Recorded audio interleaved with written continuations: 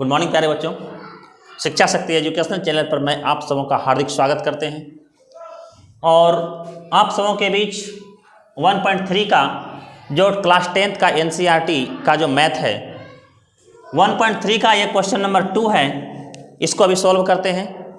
ठीक है, आप लोग बने रहिए इस वीडियो में, इस वीडियो को देखिए, एक कॉपी कलम लेकर के बैठ करके इसको भली भांति सीखने का प्रयास कीजिए, जो कि आपके जीवन के लिए एग्जाम के पर्पस से बहुत ही क्या है इंपॉर्टेंट टॉपिक होता है। ओके,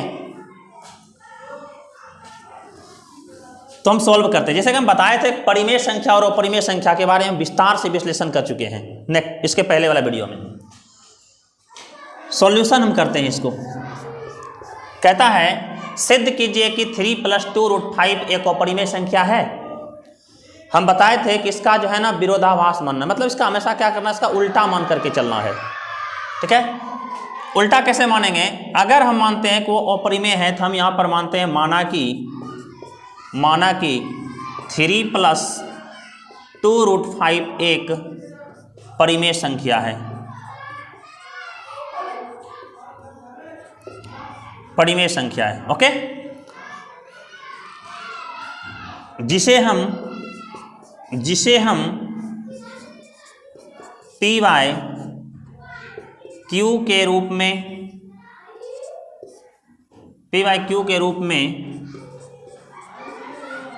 लिख सकते हैं। ठीक है, जिसे हम P/Q के रूप में लिख सकते हैं, जहां P और Q एक क्या है, पूर्णांक है। पूर्णांक बोल सकते हैं या इसको एक अभाज्य गुणनखंड भी बोल सकते हैं। ठीक है, आप दोनों में से कुछ भी लिख सकते हैं। P और Q एक पूर्णांक है तथा Q ≠ क्या होगा, 0। और क्या होना चाहिए, Q = 0 नहीं होना चाहिए। ठीक है, तो देखिए, तो हम इसको ऐसे भी लिख सकते हैं क्या, P/Q = 3 + 2√5। क्या किसी भाइयों को, किसी बहनों को कोई दिक्कत है? नहीं। इसको P/Q = 3 + 2√5 हम लिख सकते हैं। जब ये परिमेय संख्या है तो बिल्कुल लिख सकते हैं। तो क्या करेंगे, ये 3 को अगर बराबर के दूसरे साइड अगर लाते हैं तो देखिए P/Q - 3 = 2√5 होगा, हो जाएगा ना। अब देखिए, तो अब इसको हम ऐसे भी लिख सकते हैं P/Q - 3। ठीक है, ये 2 अगर गुना में है, इधर आके क्या बनेगा, भाग में बन सकता है ना, बिल्कुल बन सकता है। इक्वल टू क्या हो जाएगा, √5। अब बताइए कि आपका P/Q एक पूर्णांक है, पूर्णांक में से पूर्णांक को घटाएंगे पूर्णांक होगा। अब पूर्णांक में पूर्णांक से गुना करेंगे वो क्या होगा, वो भी पूर्णांक ही होगा ना, बिल्कुल होगा। तो अब हम इसको क्या कर सकते हैं, जब ये पूर्णांक है ये सब का सब, तो ये क्या होता है कि ये पूरी की पूरी ये क्या है, परिमेय संख्या है ना। तो यहाँ पर लिखिए, यहाँ P/Q - 3 × 1/2 एक परिमेय संख्या है। परिमेय संख्या है। तब √5 भी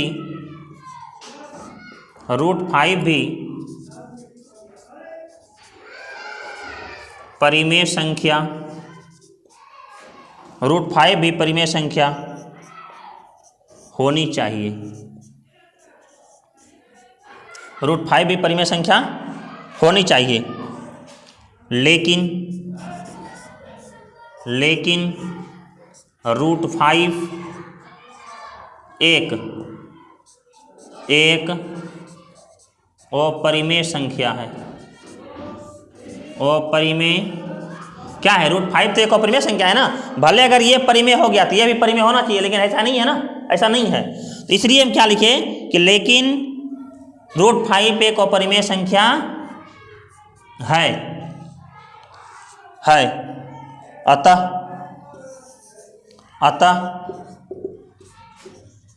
हमारा कल्पना, हमारा कल्पना या मानना लिख दो, हमारा मानना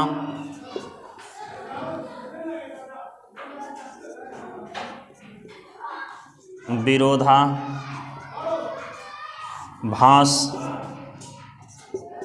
या गलत था।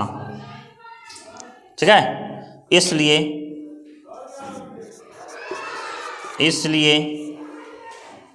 3+2√5 एक अपरिमेय संख्या है, एक अपरिमेय संख्या है। प्रूव्ड।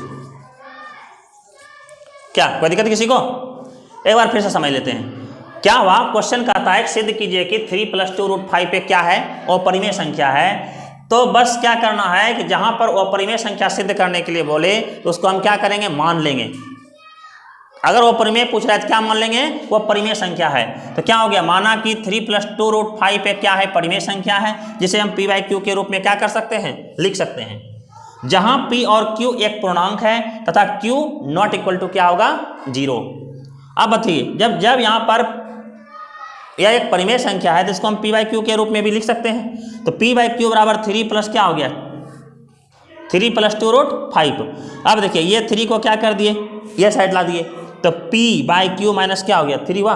और ये गुना के टर्म में इधर आके क्या बन जाएगा, भाग के टर्म में बन जाएगा ना। ठीक है, तो यहाँ p/q माइनस 3 मल्टीप्लाई 1/2 एक क्या हो गया, परिमेय संख्या। ये पूरा का पूरा पार्ट हुआ परिमेय संख्या। अगर ये परिमेय संख्या है तो ये आपका भी क्या होगा, परिमेय संख्या होना चाहिए। लेकिन बताइए कि ये किस एंगल से दिख रहा है कि परिमेय संख्या है, नहीं है ना। इसका मतलब ये है या नहीं है। तब √5 भी परिमेय संख्या होनी चाहिए, इसके अनुसार होना चाहिए। लेकिन √5 एक अपरिमेय संख्या है। ठीक है, अतः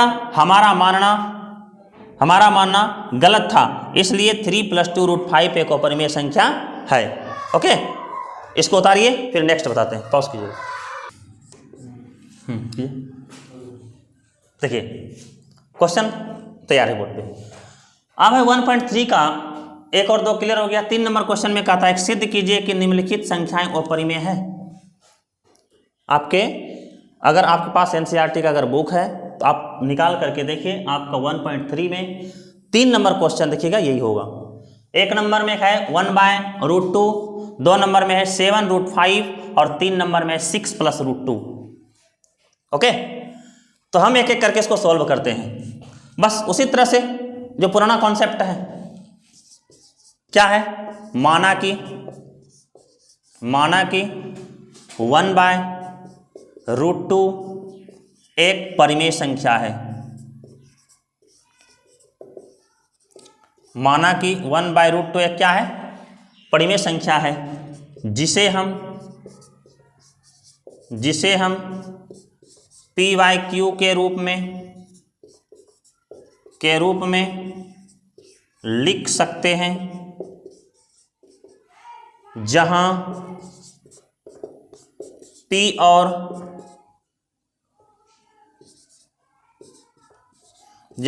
और q एक सअभाज्य संख्या है। एक सअभाज्य संख्या है। ठीक है, और सअभाज्य संख्या किसको कहता है, वह दो संख्या जिनके बीच का जो उभयनिष्ठ गुणनखंड होता है वो एक के अलावा कोई दूसरा नहीं होनी चाहिए, है ना। तो याद रखना है, जहां p और q एक क्या है, सअभाज्य संख्या है, तब क्या लिखेंगे, p/q अभाज्य संख्या है, एक और लिख दिए, तथा q नॉट इक्वल टू क्या हो जाएगा, 0 भी कर दिए। उसके बाद लिखिए p/q इक्वल टू 1/ क्या होगा, √2 होगा, √2 होगा। तो इसको हम क्या कर सकते हैं, क्रॉस मल्टीप्लिकेशन कर सकते हैं। तो √2 गुना p क्या हो जाएगा, √2p बराबर क्या हो जाएगा, q गुना 1 करेंगे कितना होगा, q हो जाएगा। ठीक है, तो दोनों पक्षों में वर्ग करने पर लिखिए, दोनों पक्षों में वर्ग करने पर, दोनों पक्षों में वर्ग करने पर, दोनों पक्षों में अगर वर्ग करेंगे तो ये क्या हो जाएगा, √2p का whole square equal to q square होगा ना। तो अगर इसका स्क्वायर करेंगे क्या हो जाएगा, 2p स्क्वायर बराबर क्यू स्क्वायर। किसी को कोई दिक्कत है? नहीं है। अब यहाँ से क्या कर सकते हैं, इसको ऐसे लिख सकते हैं कि p स्क्वायर इक्वल टू ये हो जाएगा क्यू स्क्वायर बटे, इसको हम समीकरण फर्स्ट बोल सकते हैं, p स्क्वायर बराबर क्यू स्क्वायर बटे क्या हो जाएगा, 2 होगा। आप याद कीजिए 1.3 का जो पहला नंबर हम क्वेश्चन बताए थे, ठीक है, वो इसी टाइप से था। p square equal to q square by क्या हो गया, 2 हुआ ना। अब यहां पर देखिए p square equal to q square by 2, यानी क्यू स्क्वायर को जो है क्या कर रहा है, 2 विभाजित कर रहा है। विभाजित क्यों कर रहा है, क्योंकि q एक क्या है, पूर्णांक है। ऑटोमेटिक बात है, q जब पूर्णांक रहेगा तो इसको विभाजित करेगा ही, ठीक है। जब ये विभाजित कर रहा है तो यहां पर लिखिए, यहां 2 क्यू स्क्वायर को विभाजित करता है,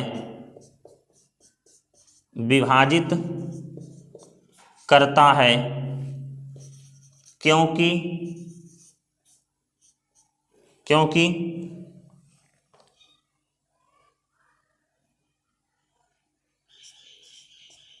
p और q एक क्या है, पूर्णांक है, इसलिए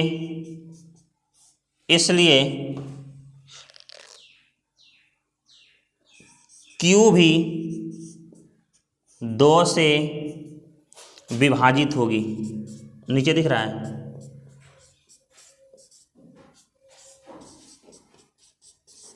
ठीक है। इसलिए q भी क्या हो जाएगा, 2 से विभाजित होगी। तब क्या हो जाएगा, तब हो जाएगा q बटे 2, ठीक है, q बटे 2। यहाँ 2 क्या है, 2 क्यू स्क्वायर को विभाजित करता है, क्योंकि p और q एक क्या है, पूर्णांक है, इसलिए q भी 2 से क्या होगा, विभाजित होगा। यहाँ पर क्या हो गया, q बटे 2 हम बोल सकते हैं ना। तो q बटे 2 को अगर विभाजित करेगा तो कुछ तो उसका आंसर निकलेगा, उसका भागफल निकलेगा ना। तो हम यहाँ पर लिख सकते हैं, लिखिए, माना कि q/2 बराबर हम k मान लिए, ओके। जब इसको k मानेंगे तो यहाँ पर हम बोल सकते हैं q बराबर कितना हो जाएगा, कितना होगा, ये 2 यहाँ के गुना होगा ना, ये हो जाएगा 2k। तब लिखिए, समीकरण फर्स्ट में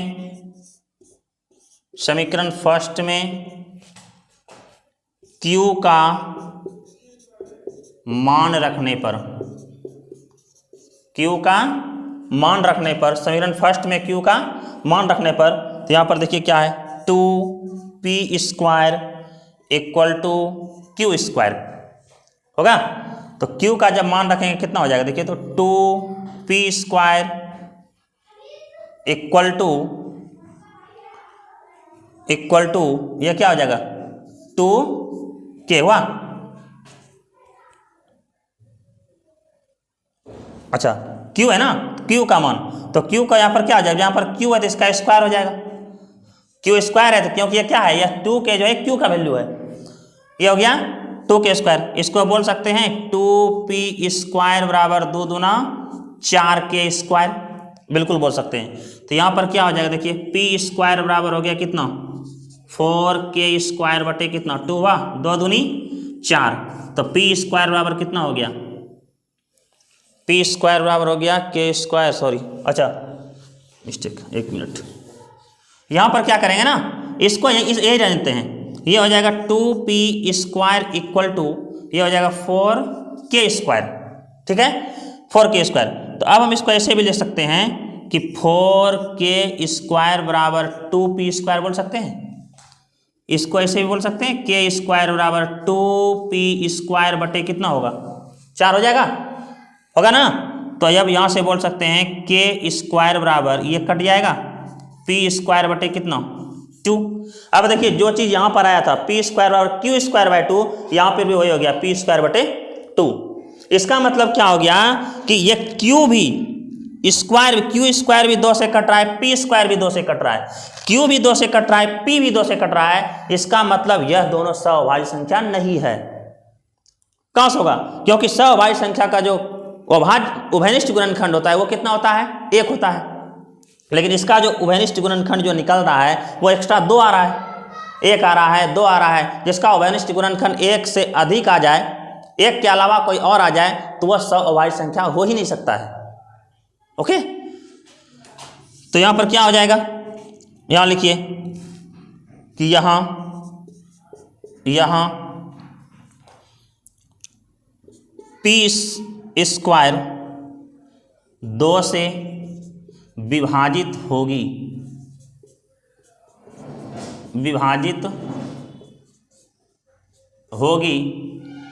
ठीक है। इसलिए P भी 2 से, विभाजित होगी, ठीक है, होगी।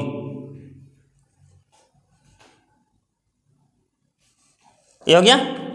उसके बाद यहीं पर लिख देते हैं, लिखिए अतः P और Q का उभयनिष्ठ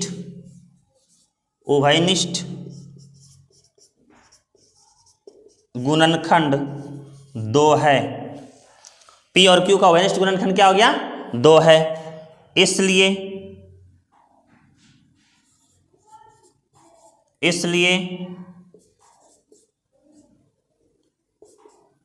यह सअभाज्य संख्या नहीं है। इसलिए P और Q सअभाज्य संख्या नहीं है, तब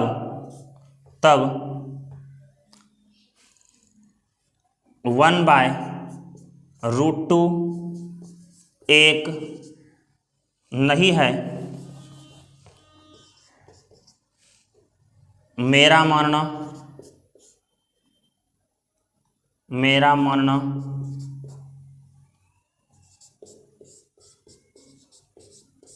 गलत था, ठीक है, गलत था।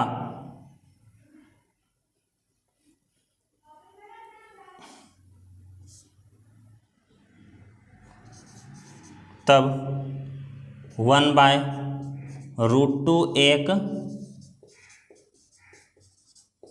अपरिमेय संख्या है। प्रूव, ठीक है। क्या हो गया? अतः P और Q एक क्या है? उभयनिष्ठ गुणनखंड 2 है। मतलब अतः P और Q का जो उभयनिष्ठ गुणनखंड है वो कितना है? इसका इन दोनों का उभयनिष्ठ गुणनखंड जो 2 आता है।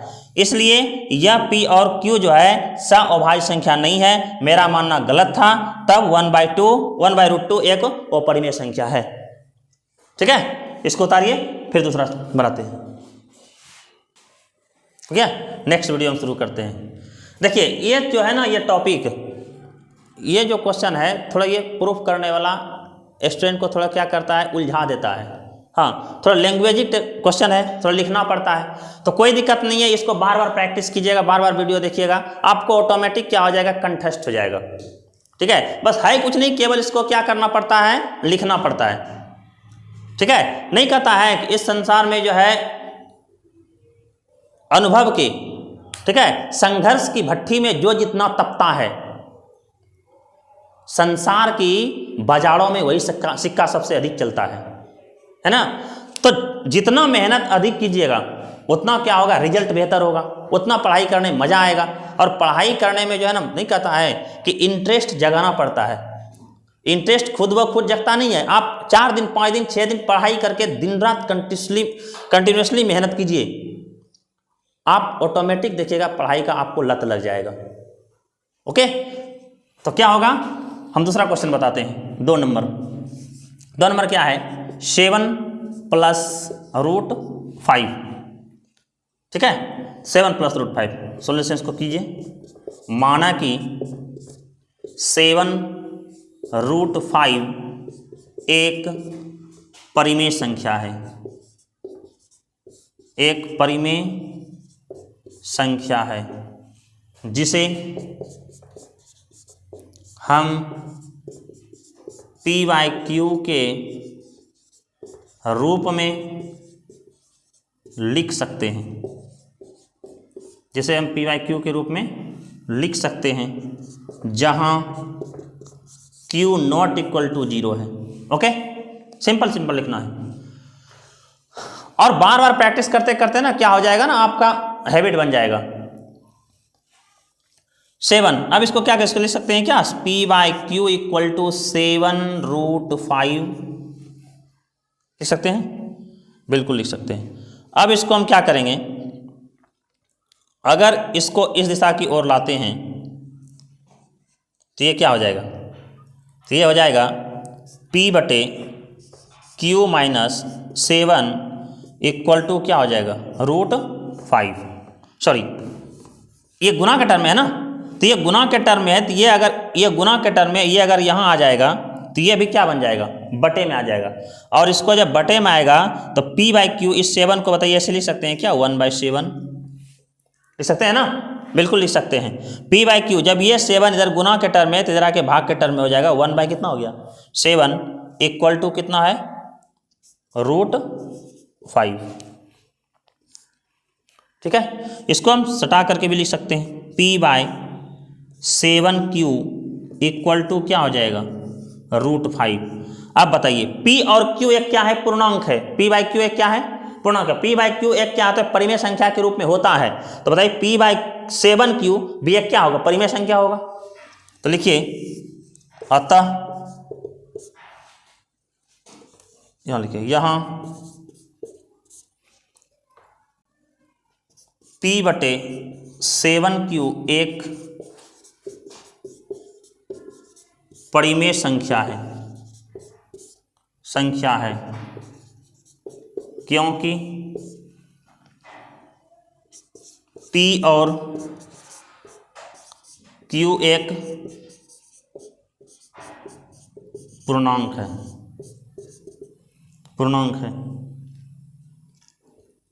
तब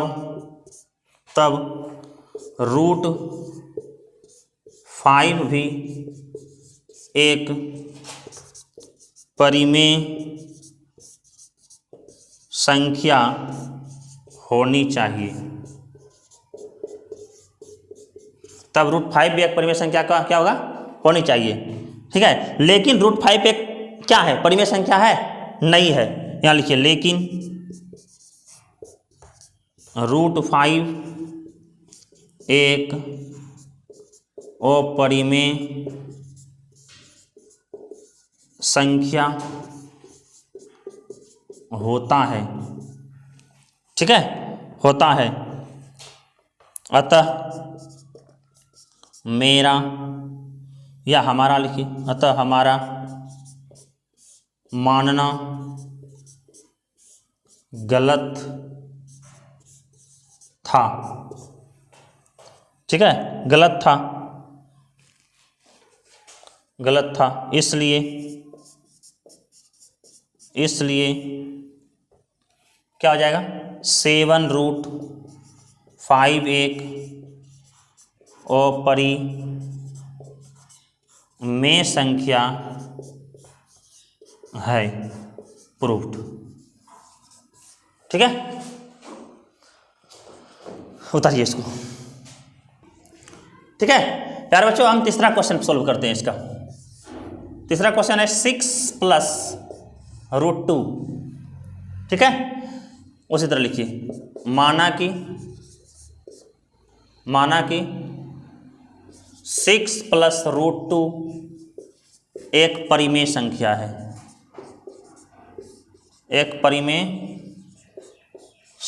है, ठीक है। आप लोग एक बार इसको क्या करना है, वीडियो को रोक करके आप अपने से बनाने का इसको पहले प्रयास कीजिएगा। ठीक है, कि देखिए कि इतना इतना सवाल सीखने के बाद क्या आपसे ये क्वेश्चन बनता है। ठीक है, अगर नहीं बनता है तो इसको फिर से वीडियो को रिपीट करके देखिए, फिर से दोहराइए और प्रैक्टिस कीजिए। माना कि 6 + √2 एक परिमेय संख्या है, इसे हम p/q के रूप में लिख सकते हैं। इसे हम p/q के रूप में लिख सकते हैं, जहां q ≠ 0 होगा। ठीक है, उसके बाद लिखिए p/q = 6 + √2। 6 + √2। अब देखिए इसको इधर लाएंगे, ये हो जाएगा p/q - 6 = √2। इसको सॉल्व करना चाहते हैं, सॉल्व भी कर दिया, नहीं भी करना चाहते हैं क्या, तो क्या हो जाएगा, p/q एक क्या है, परिमेय संख्या है। परिमेय संख्या में अगर परिमेय संख्या को घटाएंगे तो ऑटोमेटिक पढ़ाई क्या होता है, परिमेय संख्या ही होता है। ठीक है, तो या फिर अगर इसको ऐसे नहीं करते हैं तो इसका यहीं पर कर देते हैं। सिंपल, आप लोग को पता होगा, एक दिन और बताए हुए थे, परिमेय संख्या जोड़ परिमेय संख्या = परिमेय संख्या। परिमेय संख्या घटाओ परिमेय संख्या = क्या होता है, परिमेय संख्या। ये 6 भी क्या है, परिमेय संख्या, ये भी क्या है, एक परिमेय संख्या है। या फिर सोल्व कर दीजिए, इसका एलसीएम लेंगे, कितना होगा, q होगा, तो q कट गया, कितना बचा, p माइनस इसके नीचे कुछ नहीं तो क्या है, 1 × q, मतलब क्या हो जाएगा, 6q = √2। ठीक है, तो अब देखिए ये क्या है, एक परिमेय संख्या है। लिखिए, अतः यहाँ p - 6q/q एक परिमेय संख्या है। परिमेय संख्या है क्योंकि p और q क्या है, पूर्णांक है। p और q पूर्णांक है। ठीक है, तब √2 भी एक परिमेय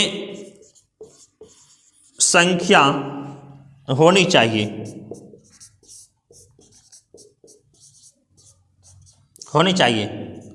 परंतु हम जानते हैं, ये भी लिख सकते हैं, परंतु हम जानते हैं कि √2 एक अपरिमेय संख्या है। अपरिमेय संख्या है। ठीक है, √2 क्या है, एक अपरिमेय संख्या है। ठीक है, इसलिए